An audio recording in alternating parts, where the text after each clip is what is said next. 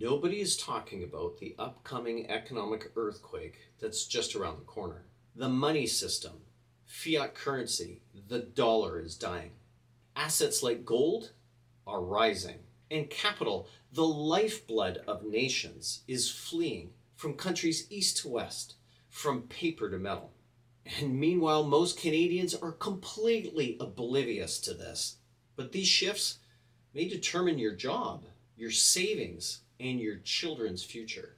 I recently had a conversation with Rick Rule, who, for those who don't know who Rick is, he is a well-known figure in the Vancouver speculative mining industry. And this goes from mining from copper to gold to silver to uranium.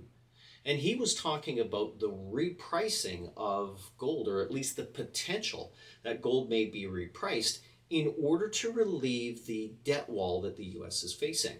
Now, his position is that with all the gold that's going from London to New York right now, they're hoping to maybe even reprice gold. Remember that the US Treasury balance has gold on reserve priced at $45 an ounce. Obviously, with today's gold price at about $3,300 US an ounce, they could reprice their gold and potentially give themselves some unlocked savings or some unlocked stimulus for the economy. However, even if they could do that, and Rick was demonstrating some math as an example, he suggested that the repricing of gold will only fund the US deficit for about 6 months. Obviously, that's not enough. The reality is since 1944, the Bretton Woods Agreement, over the last 75 years, the US has been the financial global backbone of the global economy. Every barrel of oil, every shipment of wheat, every financial transaction, or at least every major financial transaction, is denominated in this US currency. In Austrian economics, and I know Rick would agree with this because he's a self-taught Austrian economist himself, it teaches us that no paper money lasts forever. When money is divorced from real value, its decline is inevitable. And this has been proven in history over and over again. And here's the Canadian angle.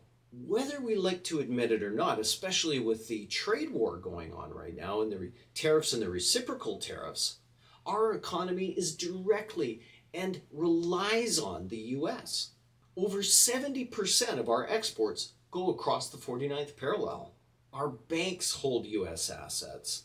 Our pensions rely on Wall Street returns. If we look at the example of Brookfield Asset Management, they have massive US holdings, including US pipelines. And our treasuries in Canada have been depleted of all gold. We had only $100,000 of gold on reserve in our treasury until about 5-10 years ago, when the Trudeau Liberals sold all the remaining gold.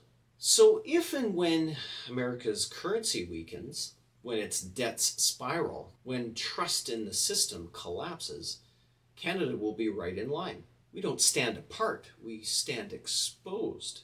And even worse, because our treasury has no metals to back it up. So let's look at the idea of fiscal dominance.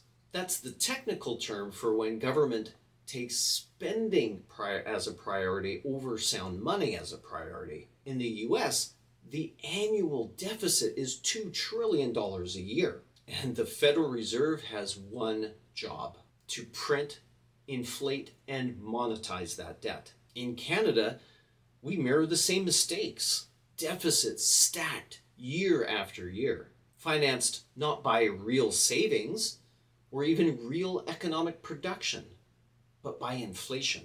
The Austrian school warned us that when politics controls money, collapse is soon to follow. Fiat currency is always sacrificed on the altar of government spending. And when the money burns, so does the middle class. And I think in part, this is why gold is rising. Not because gold has changed, not because it suddenly produces income or dividends, because gold is one of the only protest assets left. When governments debase their currency, when central banks inflate, when confidence disappears, People don't run to bonds, they don't run to stocks, they don't run to real estate. They run to sound money, something that you can hold in your hand. Now, this isn't merely investment speculation, this is defense. And Canadians, I need you to hear this. You can't inflate trust back into the system. Once it's gone, it's gone. So let's lay on another layer, trade wars. The US has been layering on tariffs, and quite chaotically, if I could even say that, right across the board. Steel, aluminum, rare earth minerals, cars, and even on whispers of metals like gold. And every time a new tariff is announced, either a tariff or a counter tariff, the markets freeze, capital scrambles, and the supply chain fractures. Now, Canada is an export nation, and any country that's reliant on exports, this is a disaster. We do not have the luxury of ignoring US trade policy. It's been often said that when the US sneezes, Canada catches a cold. Now, here's the irony. The political irony is that both the left and the right in Canada and the US believe that they can legislate prosperity. But as Hayek warned, prosperity does not come from political decree. It comes from free exchange, the division of labor and specialization, and from open competition. The more politicians intervene, the poorer we all become. And so that brings us to the great gold migration story of 2025. In just a few weeks, 400 metric tons of gold, worth tens of billions of dollars, was shipped from London to New York. Why? Was it because London's gold market was seizing up? Delivery days went from days to weeks. Storage was overwhelmed. And then came the threat of tariffs, US import taxes on metals. Now, this created a price gap between London and New York. So traders rushed their gold across the Atlantic, desperate to lock in profits and settle contracts. And all the big players were taking part. This means JP Morgan, Goldman Sachs, and HSBC.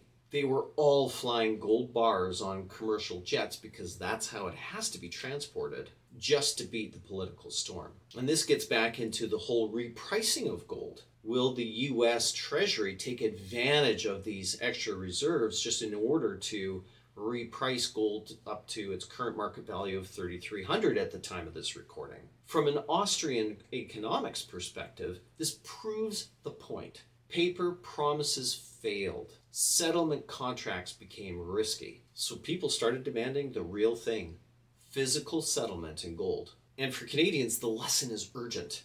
If global finance can freeze, if gold itself can be trapped behind politics and red tape, where does that leave your RSP, your pension, your savings?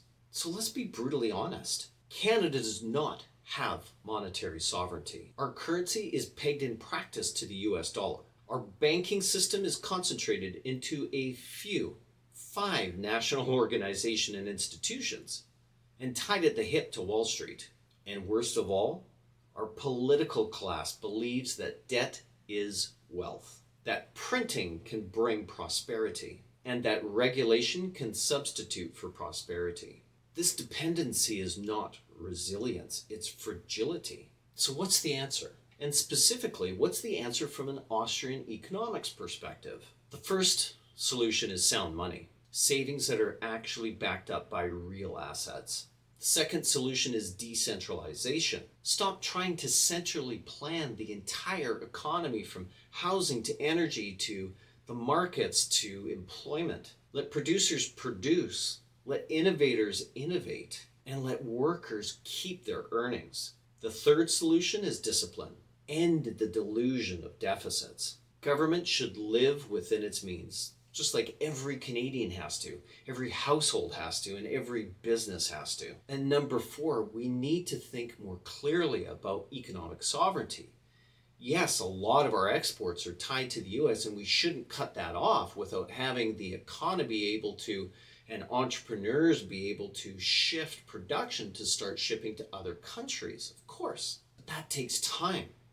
And that shouldn't be based in hostility, especially slapping more counter tariffs, which are just more taxes paid by the Canadian consumer. We do need to trade with the world, but recreating those supply chains can't be done at the expense of who we trade with now. The US dollar and, quite frankly, the Canadian dollar is dying. The world is shifting. And the only real question for Canadians is this: will we cling to a crumbling empire of debt, or will we reclaim sound money, honest trade, and freedom? The Austrian school gave us the roadmap. It warned us of the dangers. And now in 2025, those warnings are a reality. If you value your savings and your sovereignty and your children's financial future, now is the time to act. Because when the trust is gone, there is no reset button on trust. Hey guys, make sure that you like, subscribe, and hit that notification bell if you want more Canadian analysis through the lens of freedom,